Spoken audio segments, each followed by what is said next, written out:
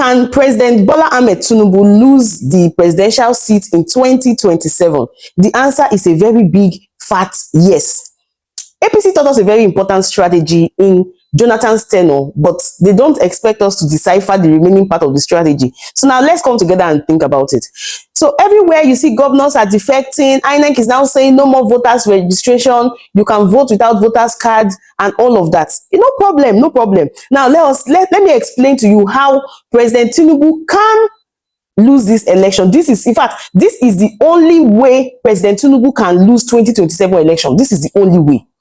Number one, if you can see that the North is not really with President Tinubu, the North feels left out, the North feels bad, especially with the fact that as the South is complaining of hunger, the North is complaining of more hunger coupled with insecurity. So it's affecting them more, and they feel like the president is not even giving them compensation or anything for it.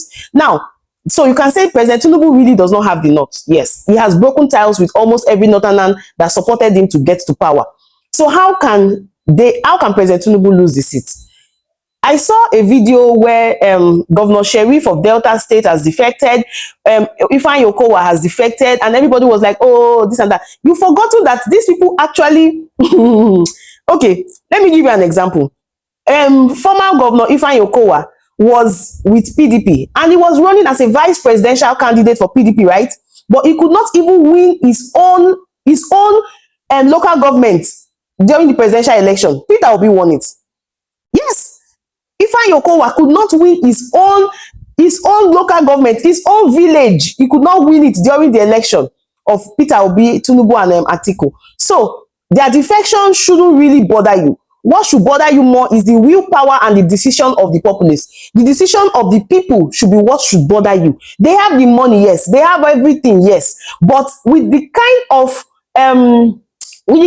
mind the youth went out with in 2023, if the youth can go out with such mind again, I tell you, defecting, no defecting is going to be a waste, a total waste. Now, how do we make sure that we unite to get these votes? If you watch, before they could unseat President Goodluck Ebele Jonathan, they came together. North, South, everybody, they came together to be able to win President Jonathan. And then we should also thank President Jonathan for free and fair election. But then, I will get to that. Now, in terms of coming together, let us ask ourselves one truthful question, right? One truthful question. Which candidate do you think we all can support that can unseat President Tinubu? That we get a large majority of votes from the South and from the North. From the South, I know 100% it is Peter Obi. Most of you were mixing things up when I was talking about Sowore. See, I don't dislike Sowore. I love Sowore. Okay, I love Sowore so much. The other day, Deji Adeyanju said something. He said Peter Obi and the Obedience divided votes, and that was how Tinubu was able to get into power. So does it mean that Deji Adeyanju is supporting Atiku, or Deji Adeyanju is saying they should have voted for Sowore? Now, if you are saying they should have voted, everybody should have voted for Sowore, can you tell us why everybody should not vote for Peter Obi? Why are you picking up Sowore as the Messiah? Why Peter Obi coming out for an election, you see it as though he's wasting votes? Why not pick up the votes that you people are giving to Sowore? Let us all add it up and give to Peter Obi. And then let us also get the support of the North. The North has 19 states. The North has 19 states. If half of the North, I'm not saying all, right? If half of the North can support Peter Obi, and Peter Obi has the South, 100% Peter Obi will win. Do you get me? Now, that is one. Second side of it now is this. Peter Obi already has the economic... In fact, I feel Peter Obi is the best candidate. I'm not saying Sowore will never be president, or Sowore cannot be president. Sowore can be president later. But for now, the country is in a state of krikum krakum, according to Professor Bayabo, Patrick Bayabo. The country is in a state of krikum krakum. If you understand what that means, if you don't understand, please ask me, because I myself, I don't understand. Now, we need policies that will actually change this country. We need policies, we need somebody who is willing to listen. We need a leader who is willing to listen, who is willing to learn, who has a good team. See, if Peter Obi is in power, he's definitely going to listen to people.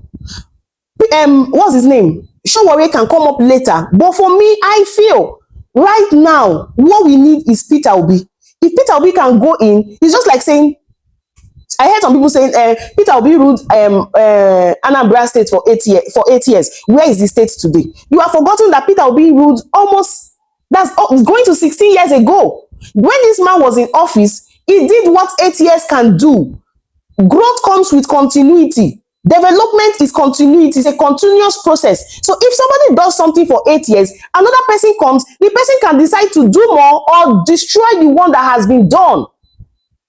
The presidency is not it's not kingship. It's not something that you say, oh, he was there and he will continue to be there for 100 years. No, till it by no. When you are there, you do the one you can do. You live, okay, he left at least $100 million in office. The next governor should be the one the people should be asking, what did you do with the money? Not coming to ask Peter Obi, what did he do? When you know that he did, bringing up, when you are building a skyscraper, for instance. Now, the most difficult part of that house is the foundation. The most difficult part of building is the foundation. If you have tackled the foundation, taking it to the first level of decking is not so difficult, right? And then the decking of that house is also going to be a little bit tacky, but not as difficult as the foundation. What Peter Obi did in his state was the foundation. Do you get my point? Was the foundation. Now, the continuous growth of Anambra depends on the people that they choose after Peter Obi, not Peter Obi. That is the same way I am saying that if you want to, what we are doing now in terms of presidency, if we are able to get Peter Obi into the presidential seat, to the presidential position, he has a huge task to, first of all, help us bring up policies that will change a lot of things. The next president that will come after Peter Obi now will not find it so difficult. I don't know if you get my point. The next president will not find it so difficult. Now, since you already know Peter Obi has the trust and the love of the Southerners, from the election that was conducted in 2023, you know, he has the love and the support of Southerners. Even in Lagos State, he won Tinubu. That is, he won Tinubu for Tinubu Village. The vice presidential aspirant of PDP, which is Ifeanyi Okowa, who was my governor, Peter Obi also won him in his state. So, you can say, if you look at the large number, Peter Obi won landslide the South. You can say Peter Obi has the love of the South. Now, the Northerners, if you watch what most of them were saying in their interview, none of them could say Peter Obi was a bad man. They all said Peter Obi is good. But for your fellow politicians to be saying you are good, but it's not your turn, is to tell you that they know, everybody knows this guy is good. Right? He does things the way he wants to do it, and they believe that he can achieve results. But probably because of their personal interest or pockets, that is why they all were pushing against him. Now, what do we do? If the North can side with Peter Obi, if half of the North can side with Peter Obi will win Tinubu. Look at all the candidates we have now and be realistic, okay? And be realistic.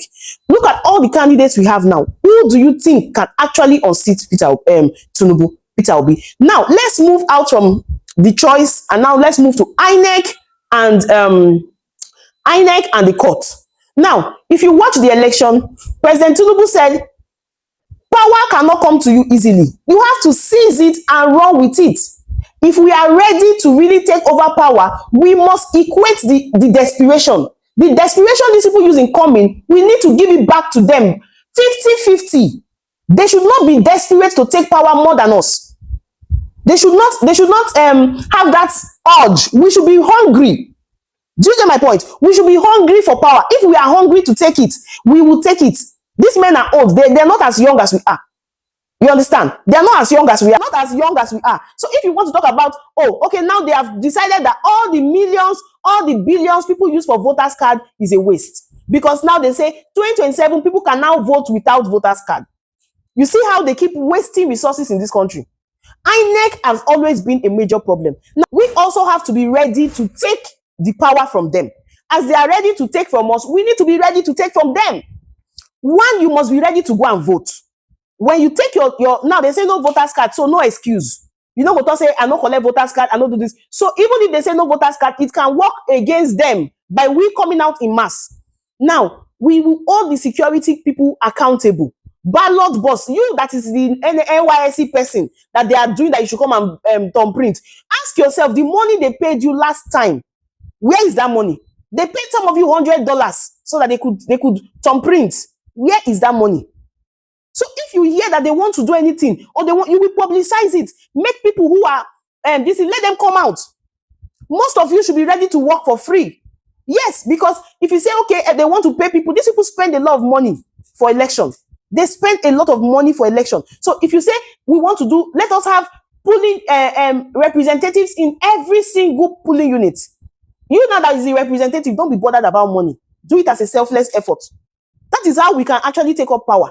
Then, in terms of INEC and courts, now is the best time to start pushing for electoral reforms. How do we know that this ballot snatching will not happen again? How do we get proof that these beavers that they use? In fact, we need to let INEC should start spelling it out for us, the principles and how they are going to run the election. INEC should start telling us the principles and how they are going to start running the election.